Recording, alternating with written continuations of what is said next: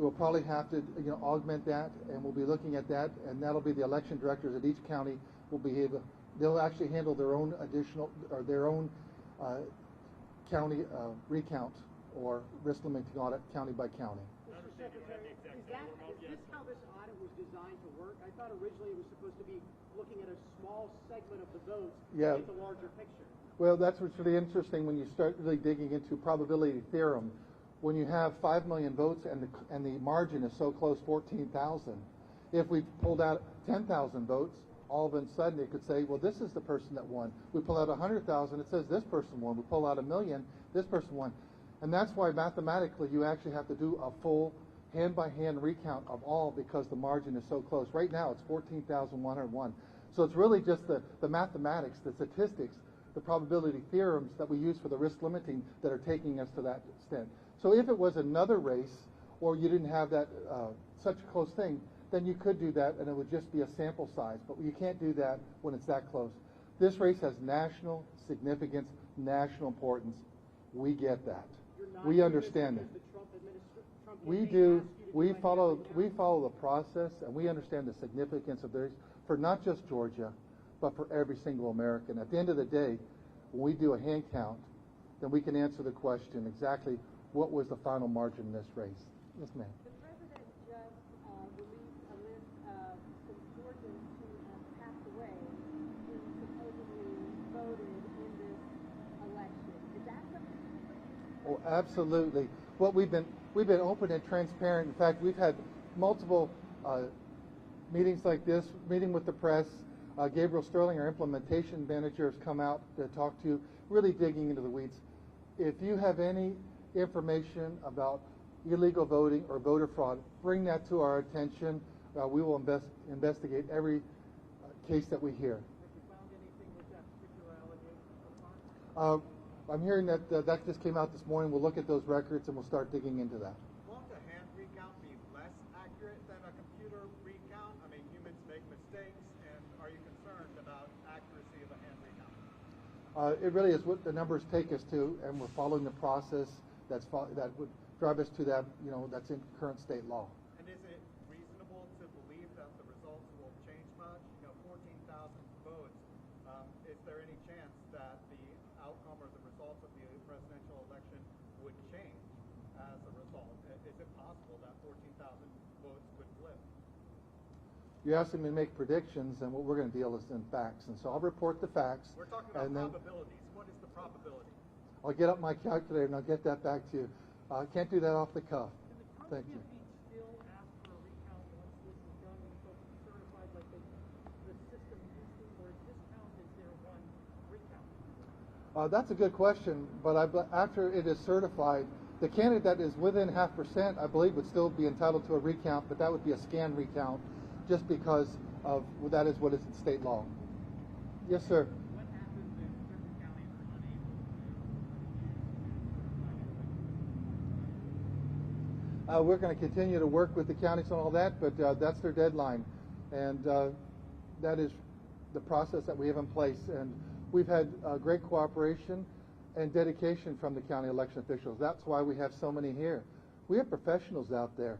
And at the end of the day, I know that I haven't asked them, but I know that there's some folks back here that maybe vote this way and other folks that vote that way, and some go this way, that way on different elections. At the end of the day, though, they're following a process.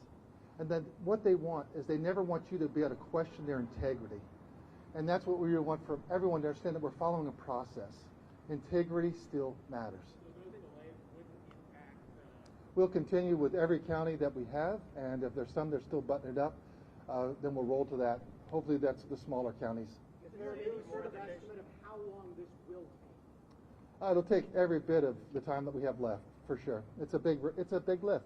So that you need to certify election? Our date is November 20th. You've been saying for more than a year that we should absolutely trust the QR codes, so why is a hand recount necessary right now? Statistically, because of where we are there, we have a team of people, national experts that have worked on risk limiting audits in several other states. They're part of our team. This is not just a decision we made unilaterally. We reached out to these experts. We've been working with them for several months, and we just follow the science.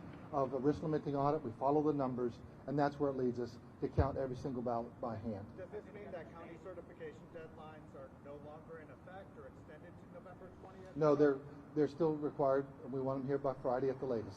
We have 97 counties already. Can the recount begin before county certified? Do you have to wait till every county certifies and then the recount begins? What's the timeline? I'll talk to legal about that, but we want to start this really before the week is up, because we understand there's an awful lot to do. Yes, sir. Yeah, this is a little repetitive. Could you elaborate again on the timeline of the audit and what is going to be counted exactly?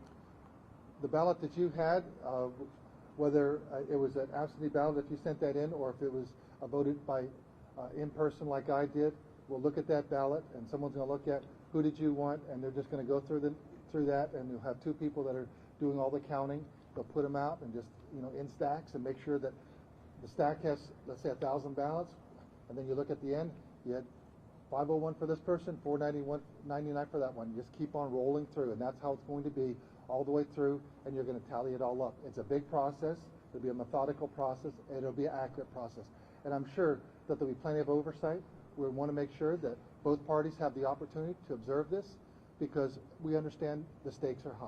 That's Has any other state instituted an RLA on presidential race specifically? I don't really know, and we do what we do in Georgia. We follow our laws.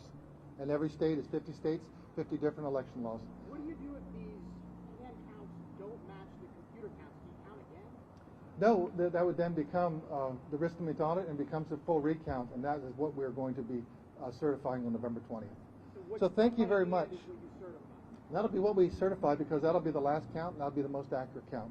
That'll be the paper ballot count. So this bypasses the audit, I guess, in theory, of driving count. Well, it is actually an audit. It's all in one. It's an audit, recanvass, and a recount all in one, because it'll be just really a process that gets it all. Secretary, Yeah. before the election, your office said over and over again, the mail-in ballots is going to take longer. It's going to take longer to certify these and go through all these. Now this is being kind of used in claims that the election is inaccurate, it took so long. What do you have to say about that? Well, what many people aren't aware of is that where we are in the process right now in our counting, we're in the same place that Florida is, North Carolina, and Texas. The thing is, in those races, it's not real close. In our case, there's 14,101 votes right now that separate the top versus number two, and so therefore, all eyes have focused on that, and that's really why you're seeing that. But the other states are still out there tabulating their absentee ballots. Thank you for bringing that up. What happens to John Lewis's election to fill his seat if, That's still going on. but even though someone will have been sworn in for that seat, the Kima Williams have already been sworn in by the time the special election now takes place? The 5th District is not affected by what we're doing here. Secretary, as you know, the Republican Party is saying that a lot of Republican voters and Trump supporters in particular do not trust the election results. It's not the matching the person to the computer scan. It's did dead people vote? Did the mail service, did employees from the postal service steal the election? How will you remedy that in counting the votes? I mean, are you going to call Georgians who voted and say and ask, did you vote for this person? Is this person alive in your family? How do you remedy those accusations? How do you get to the bottom of those? Well, number one, I am not the Postmaster General.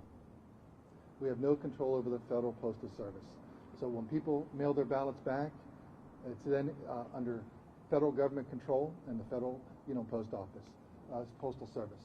Once it gets to the counties, then that's when the counties, have handled that. Through this process, we believe that, and we know that the machines are correct, and what you're going to find, we believe, in the count. As it relates to dead people and other, forms of illegal voting, that's why we've asked for, if you know of a case of illegal voting or suspected illegal voting, bring that to us. Anecdotes and stories doesn't work. We need something that we can actually investigate. I'm actually very grateful that Attorney General Barr, I respect that man. This is his second round as being Attorney General of the United States of America, and he is a calm, very thorough attorney, and he's directed his U.S. attorneys to look for things. And the one thing that the federal government does have is resources that we don't have. And so if they can find something that we can't, that can help to bring to bear, we want to make sure that the only people that vote are legal voters. But that's not part of this process that was Yeah, that we're counting what the paper ballots are, and those will be ongoing investigations. Does this hand recount set a precedent for every close race going forward in Georgia? No, we can pick whatever one we put, but we understand the national significance of this session right now. Next time it may be some other statewide race. In fact, as we roll this out, you have to understand, many states that are doing risk limiting to audit, it took them 5 to 7 years to get this going. When Colorado did it, that was a long, multi-year process. We have passed House Bill HB 316 in 2019. We stood up, in spite of COVID, a risk limiting audit this year, and so in 9 months, 11 months, we're going to do the first statewide election with a risk limiting audit. So this is record time that we've done this. We're actually eventually going to be doing risk limiting audits for a host of elections to give you, the voter, confidence that when you've cast your ballot, it was accurately counted, that you have the confidence, and you can leave at the end of the day knowing the system, got it right. And then when we do that, we think it really is good for all of the Georgia. Are you doing this whole recount because the Trump campaign asked you to? No, we're doing this because it is really what makes the most sense. With the national significance of this race and the closeness of this race, we have to run a statewide audit. This is the race that makes the most sense. Logically, as I worked with our team, this is really what made the most sense, and we'll be following the process on that. Secretary, just to follow up, I understand you don't have a total cost this is going to be, but can you at least say who's going to foot the bill here? Is it the state? Is it the counties? You said there'd be a lot of overtime, so it sounds expensive. Yeah, it is. We understand that.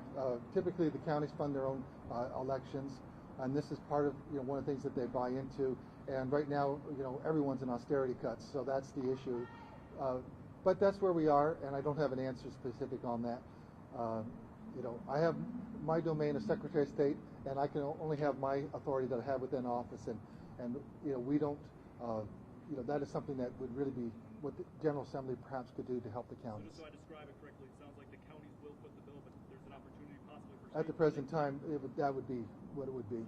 Secretary, in your media releases to all of us, you bill yourself as Georgia as a national leader in elections.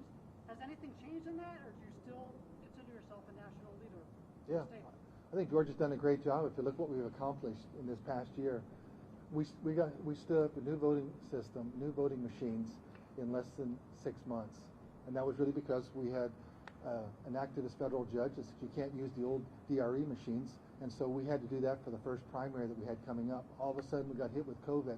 That started hitting in February, and then March, the General Assembly had to take a hiatus around March 15th. And so then we had to do a 360, or a 180 on what are we going to do here so that we can run elections that are safe, for voters. And what does that look like? And then coming out of that, we stood up an absentee ballot portal, so that we could have safe, secure requests for absentee ballots that required voters to tell us your name, day, month, and year, so we can identify you, and then also your Department of Drivers, service, your driver's license number. So we make sure it truly is the voter that's requesting this absentee ballot for additional security. And then we added ballot tracks. Then we added the wait time. And then we had very successful early day voting. We had a few lines the first couple of days, and then we had record 2.8 million voters plus voted in early voting. And we had very short lines for that. State Farm stood up, but across the state, every one of these election directors had great success. Then on the day of election, we had average wait time in the afternoon was about 2 minutes. At one point, I screenshot, put it out there on Facebook. We had wait times. The longest wait time was 40 minutes. It dropped down to 20 minutes, and before it was 10 minutes. So tremendous, results. And so I think that we've led in so many different areas, and we've proven that every vote counts and integrity matters. At the end of the day, that's good. What happens if the recount isn't done by November 20th? Well, then we'll just have to continue that process. But we have our, our charge. November 20th is our day. And the one thing that we've learned in the construction industry, I've been in this thing really, hit my first construction job site when I was about 6 years old, sitting in my dad's pickup truck. And so I say all that. I grew up with the idea of deadlines. And in our business, it is all about deadlines. And every day it's about hitting deadlines. And our election directors, they know all about deadlines because we have this date for this date for that, registration, this early vote, day of election. And then all of a sudden you have a runoff. And then you roll into next year, we're going to have city and municipal elections. And then we're going to roll into the next year. So this whole operation is deadline driven. I'm just trying to understand how hundreds of human beings working long going to be more accurate than a computer? Well, that's why there'll be plenty of eyeballs on them to verify that every vote is accurately counted. And that's the way the process works because of the large number of votes and the closeness of the vote. It's the only way to do that. We've talked to our risk limiting experts in our office and also national experts in that. We're following the process. Thank you very much for coming out. We'll have another announcement later today. Thank you. Thank you.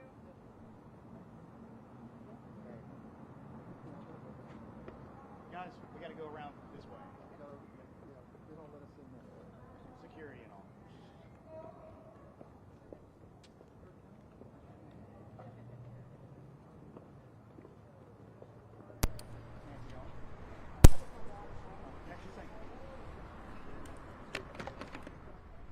I'll walk into the shot. 1, 2, 3, 1, 2, 1, 2. Okay.